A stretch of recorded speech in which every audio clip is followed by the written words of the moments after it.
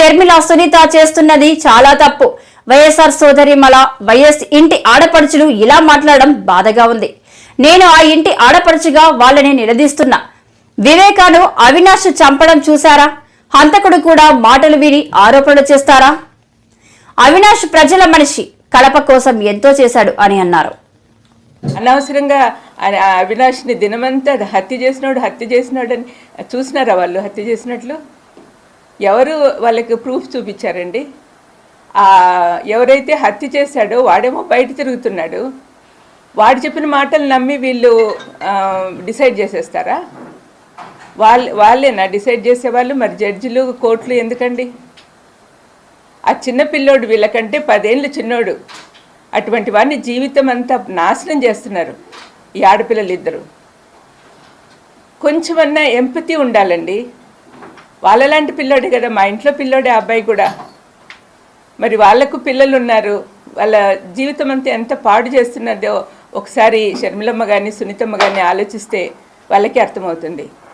చంపిన వాళ్ళు మేము బయట తిరుగుతున్నారు, అనవసరంగా వాళ్లకు బెయిల్ ఇవ్వమని వాళ్ళ కోసం సుప్రీంకోర్టుకి వెళ్తున్నారు.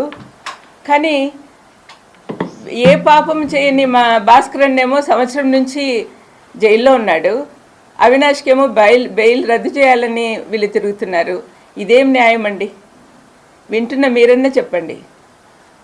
మరి మా ఇంట్లో పాప ఇట్లా తయారైందంటే చాలా బాధగా ఉంది. జగనన్నను కూడా ఇంక్లూడ్ చేస్తూ ఉంది. సొంత అన్నయ్యను మామూలుగా శత్రువులందరూ ఒకటయ్యి మన మీద అటాక్ వస్తే మనం ఏం చేస్తాము? ఇంట్లో వాళ్ళందరూ ఒకటవుతాం, మనలో ఉన్న విభేదాలన్నీ పక్కన పెట్టేసి. కానీ దీనికి ప్రకృతి సిద్ధంగా లేదండి. ఇక్కడ అన్నీ వ్యతిరేకంగానే ఉన్నాయి. అబద్ధాల జనకుడైన అపవాది కోరల్లో చిక్కుకోయినున్నారు ఈ అమ్మాయిలిద్దరూ.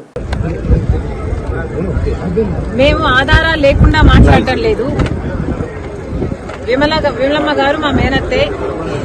కానీ మేము చేస్తున్న ఏమైతే మాట్లాడుతున్నామో వివేకానంద రెడ్డి గారి హత్య విషయంలో మేము ఆధారాలు లేకుండా మాట్లాడటం లేదు. ఏమైతే సిబిఐ చెప్తుందో అవే ఆధారాలు ఉన్నాయి అని మేము మాత్రమే ఎత్తి చూపుతున్నాము. ఆధారాలు ఉన్నాయి కాబట్టే మాకు తెలిసింది ఫలాని వాళ్ళు హత్య చేపించారు అని మాకు తెలిసింది కాబట్టే మేము మాట్లాడుతున్నాము. మళ్లీ అన్యాయం జరగకూడదు, మళ్లీ హంతకులు చట్టసభలకు వెళ్లకూడదు, ఈ హత్య రాజకీయాలు ఆగాలి అని మేమిద్దరం అక్కా చెల్లెలం ఈరోజు కొట్లాడటం జరుగుతుంది. విమలమ్మ గారి కొడుకుకి జగన్మోహన్ రెడ్డి గారు వర్క్స్ ఇవ్వడం జరిగింది. ఆర్థికంగా వాళ్ళు బలపడడం జరిగింది కాబట్టే ఈరోజు విమలమ్మ గారు ఆ విషయాన్ని గుర్తుపెట్టుకున్నారు.